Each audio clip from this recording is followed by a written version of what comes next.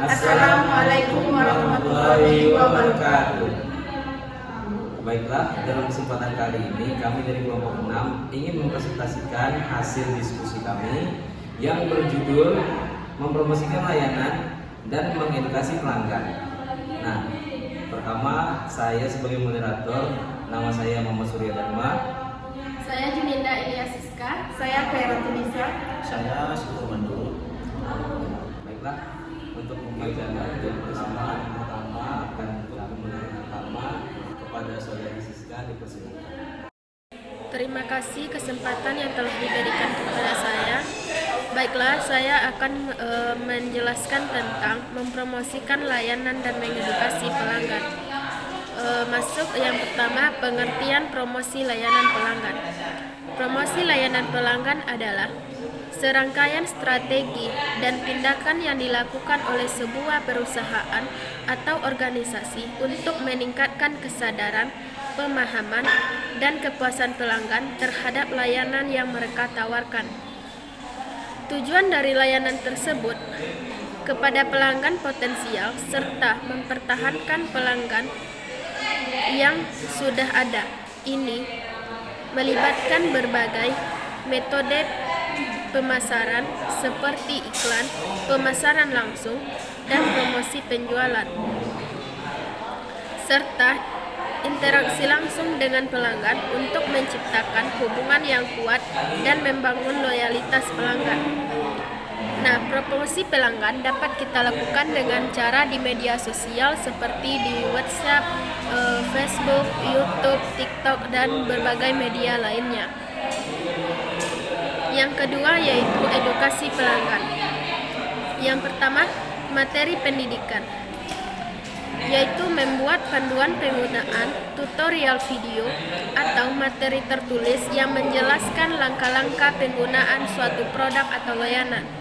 Yang kedua, pelatihan, yaitu menyelenggarakan pelatihan khusus bagi pelanggan untuk memastikan apakah pelanggan tersebut memahami produk atau layanan, serta membantu menciptakan hubungan yang baik antara pelanggan dengan perusahaan.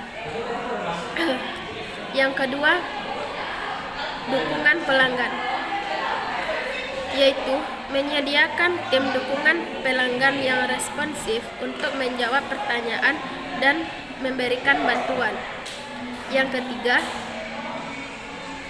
sumber daya online, yaitu membuat situs web atau portal pelanggan dengan informasi yang berguna, contoh seperti di IG, WA, Facebook, TikTok, dan lain-lainnya. Yang keempat, konten edukatif, yaitu seperti membuat artikel, webinar yang menjelaskan manfaat dari suatu produk atau layanan. Tujuannya yaitu menjelaskan informasi tentang produk yang kita tawarkan. Terima kasih.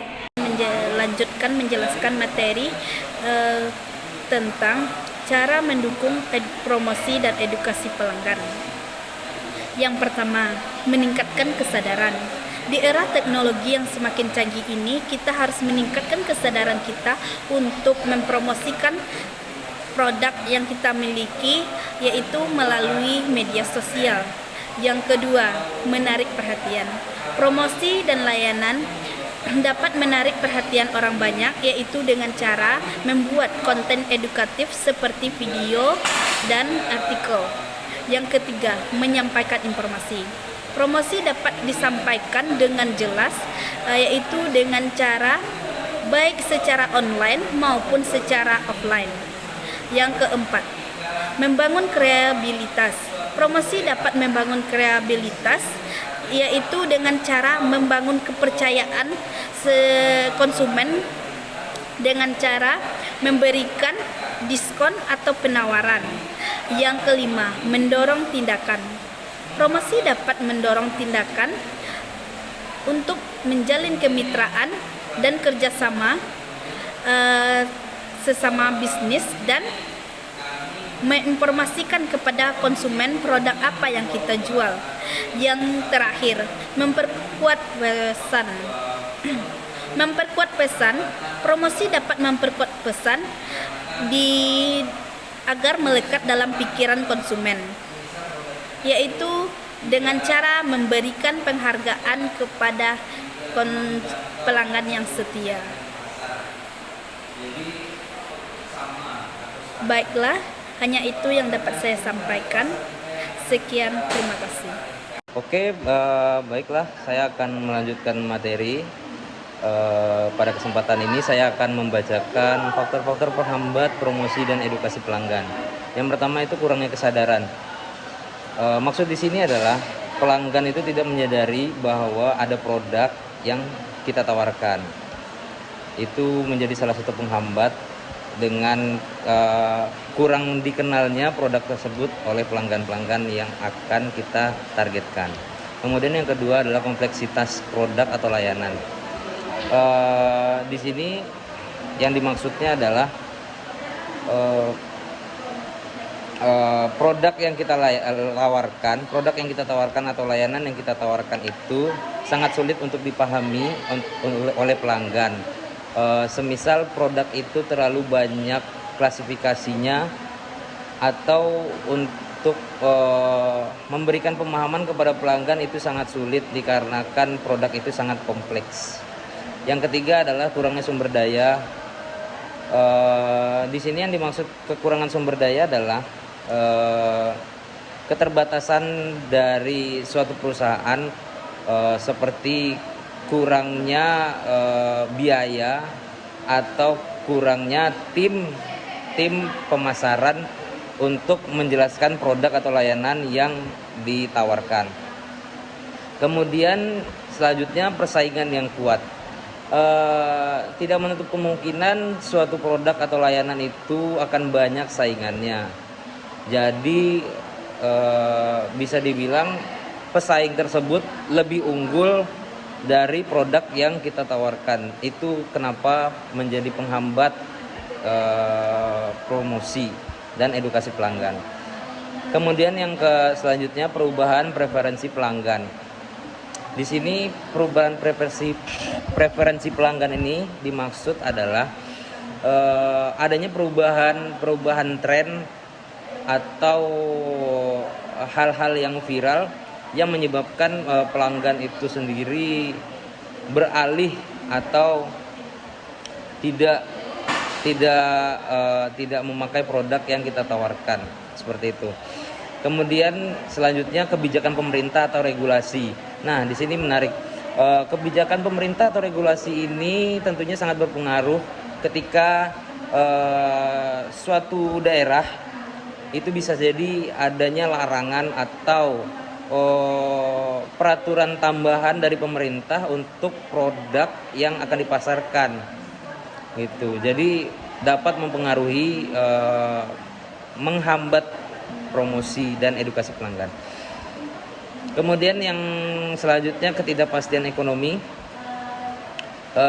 Di sini kami mendiskusikan bahwa kondisi ekonomi yang berubah-ubah atau yang tidak stabil itu dapat mempengaruhi hambatan dalam promosi. Dikarenakan tidak semua orang, semisal produk kita itu tidak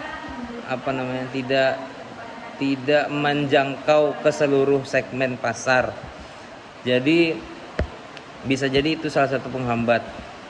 Kemudian yang terakhir adalah ketidakmampuan menjangkau pelanggan tepat sasaran. Nah, kembali lagi ke poin sebelumnya, ketidakpastian ekonomi tadi, karena tidak semua orang berekonomi yang kecukupan atau sama atau standar. Tergantung target pasar kita yang akan kita targetkan. Kalau tidak tepat sasarannya sesuai dengan produk atau layanan yang kita tawarkan, itu bisa jadi menghambat promosi dan juga edukasi pada pelanggan. Sekian dari saya untuk faktor-faktor penghambat promosi dan edukasi pelanggan. Baik, terima kasih kesempatan yang telah diberikan kepada saya untuk melanjutkan penjelasan materi dari sebelumnya itu, di mana bagian saya itu menjelaskan tentang cara mengatasi hambatan promosi dan edukasi pelanggan. Nah, dalam penjelasan kali ini bagaimana cara untuk mengatasi hambatan promosi dan edukasi pelanggan. Yaitu ada 5 bagian yang saya ambil dari sini, yaitu yang satu, pahami target audiens, yaitu dimana kita harus memahami target kita, yaitu melakukan penelitian yang mendalam untuk memahami siapa target audiens dan apa kebutuhan dan profesi mereka, serta bagaimana mereka berkomunikasi. Ini akan membantu menyusun pesan yang lebih relevan. Nah, yang kedua yaitu kembangkan pesan yang jelas. Nah, di mana di sini itu buat pesan yang sederhana, jelas dan mudah dipahami tentang produk atau layanan kita. Dan hindari istilah teknis yang membingungkan. Dan yang ketiga yaitu gunakan berbagai saluran komunikasi, manfaatkan berbagai saluran komunikasi seperti media sosial, situs web, email, pemasaran konten, dan lainnya. Nah, yang keempat yaitu edukasi berkelanjutan. Tawarkan konten edukatif yang relevan kepada pelanggan-pelanggan seperti panduan, video tutorial, atau webinar, itu contohnya. Itu nanti ini untuk dapat membantu mereka memahami manfaat produk atau layanan kita. Yang kelima yaitu personalisasi pesan. Di mana dalam personalisasi pesan ini kita menggunakan data pelanggan untuk personalisasi pesan dan penawaran kita terhadap pelanggan, sehingga pelanggannya itu cenderung lebih responsif terhadap pesan yang relevan untuk mereka. Mungkin itu saja penjelasan dari saya. Sekian dan terima kasih. Baiklah, mungkin sekian presentasi dari kelompok kami. Apabila ada kekurangan atau kesalahan dari kelompok kami, mohon dimaafkan. Wabillahi taufiq wal hidayah. Wassalamualaikum warahmatullahi wabarakatuh.